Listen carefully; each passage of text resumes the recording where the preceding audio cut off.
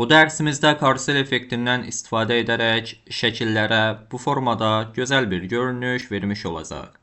Elə isə index.html-ə gəlirəm. Burada embed abbreviationlarından istifadə edirəm. Yəni kodu daha qısa yazmaq üçün embed abbreviationlarından istifadə edəcəm. Div böyükdür işarəsi, div vuraq 10. Bir daha böyükdür işarəsini qoyub image'i bu şəkildə əlavə edirəm. Və bura nöqtə slash image etiketi içərisindəki image 2-ni vermiş oluram və eyni qaydada bunu bura kopyalayıram və buna da image 3'ü yazmış oluram. Və bu etiketləri silirəm və bura bundan 5 dənə də əlavə edirəm. 1, 2, 3, 4, bir də 5. Və burada image 1 yazıram. Ya da ki, ümumiyyətlə image yazaq. Bunu kopyalayıram və bura hər birinə əlavə edirəm. Daha sonra indi bunu sərgəli hala salaq. Aha, bu formada gəlsin. Və buna class adı olaraq karusel adını verirəm. Və ikinci divə də class olaraq item adını yazmış oluram. Və eyni qaydada bunu kopyalayıb bura əlavə edirəm. Daha sonra bu karuseldə əhatə edən bir dənə də container divi yazmaq istəyirəm. Klassı container olan divi bu şəkildə yazdım və karusel divini bura əlavə etdim. Aha. İndi style.css-ə gəlirəm. Burada ilk öncə öz səhifəmizə gələk. Aha. Bu formada şəkillərimiz gəlmiş oldu. Və container divimə genişlik olaraq 100% verirəm. Hündürlük olaraq 100 viewport height vermiş oluram. Daha sonra position relative verirəm. Və background olaraq red verək. Və burada fikir verirsinizsə 100 viewport height verdiyimizə görə bunu hündürlük dərslərini keçdiyim zaman göstərmişdim. 100 viewport height ekranın hündürlüyünə qədər olan məsafəni əhatə edir. Ona görə də bu formada arxa plan rəngi gəlmiş olacaqdır. Və karusel divimə hətta səhifəni yarı bölək. Bura index.html olsun. Burada style.css. Və daha sonra gəlirəm karusel divimə genişlik olaraq 300 piksel verirəm və hündürlük olaraq 350 piksel verək. Daha sonra background olaraq buna da misal blue rəngini vermiş olaq. Position absolute yazaq bura və top 50%, left 50% və transform, translate. Yəqin ki, digər layihələrdən tutmuş olacaqsınız ki, mən artıq ortalamaq istəyirəm. Gəlirəm burada mənfi 50% və mənfi 50% verirəm. Aha, bu şəkildə ortalandı. İndi klassı item olan divə stil vermək istəyirəm. Item divinə position absolute verirəm buna da. Və daha sonra item içərisindəki image-ə item içərisindəki, daha doğrusu klassı item olan divin içərisindəki image etiketlə genişlik olaraq 100%, hündürlük, bunu silirəm, hündürlük olaraq 100% verirəm və baxın, fikir verirsinizsə şəkil arxa planı mavi rəngdə olan divimi örtməmiş oldu. Buna səbəb item divinin məsafəsinin bura qədər olmasıdır. Buna görə də mən misal hündürlük olaraq 100% versəm bu şəkildə örtülmüş olacaqdır və ən rahatı inset 0 vererek də bunu bu şəkildə örtmüş ola biləcəm. Inset 0 verdiyim zaman yuxarıdan, soldan, aşağı və sağdan 0 piksel vermiş olacaqdır. Və bu formada şəkil mavi rəngi örtmüş olacaq. İndi bir də şəklimizə Object Fit Cover veririk. Şəkil daha aydın görünmüş olsun. Və daha sonra şəkillərin dönmə bucağını qurmaq lazımdır. Bunun üçün də root dərsini keçdiyimiz zaman orada custom property'ləri qurmuş olurduq və index.html-də həmin custom property'lər necə qurulur bunu görmüş olacaq.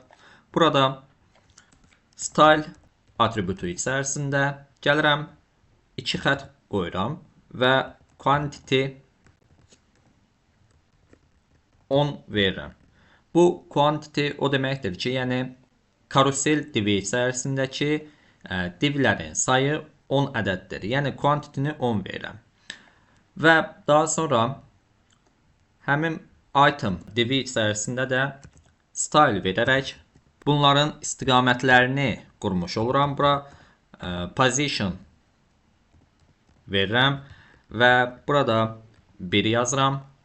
Daha sonra ikinci item divim 2, buna 3, 4, sonra 5, 6, 7, 8, 9 və 10. Style.css-ə gəlirəm.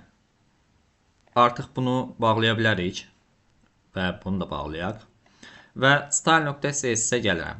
Burada karusel divimə transform style preserve 3D verirəm. Yəni 3D formatında görünsün. Və daha sonra animasiya adımızı karusel divinə yazmış oluram. Animate olsun. 2 saniyədə, daha doğrusu 20 saniyə olsun və liner hərəkət etsin. Sonsuz da təkrarlansın. Və daha sonra hər bir itema, hər bir şəklin dönmə dərəcəsini qeyd etmək istəyirəm. Ona görə də itema transform rotate y ox ətrafında dönməyini istəyirəm. Və mən buna 180 dərəcə yazdığım zaman şəklin arxa yüzünü görmüş olacaq. Bunu backface visibility hidden yazaraq bu şəkildə bilmiş olacaq. Bunu silirəm. Misal bura 60 dərəcə yazıram. Baxın bu şəkildə döndü. Mən bunu hesablama yolu ilə, yəni calc ilə yazaraq həmin verdiyim custom property dəyərləri ilə hesablamaq istəyirəm. Calc verirəm və bir daha mütərizə açıram. Bura var içərisində position özəlliyini yazmış oluram. Və daha sonra buradan bir vahid sıxıram. Və bunu vururam. Bir daha mütərizə əlavə edirəm. Ümumi 360 dərəcədən bölürəm. Var içərisində quantity sayısına. Quantity yazıram. Aha, baxın bu şəkildə şəkillərimiz dönmüş olacaqdır. Və bunu ekrana yaxınlaşdırmaq istəyirəmsə, Translate Z 600 piksel verirəm. Baxın bu şəkildə görünmüş olacaqdır. Hər bir şəkil dönmə dərəcəsinə fikir verin. Və burada gəlirəm, animasiyamızın adını yazmış olacağım. Animate.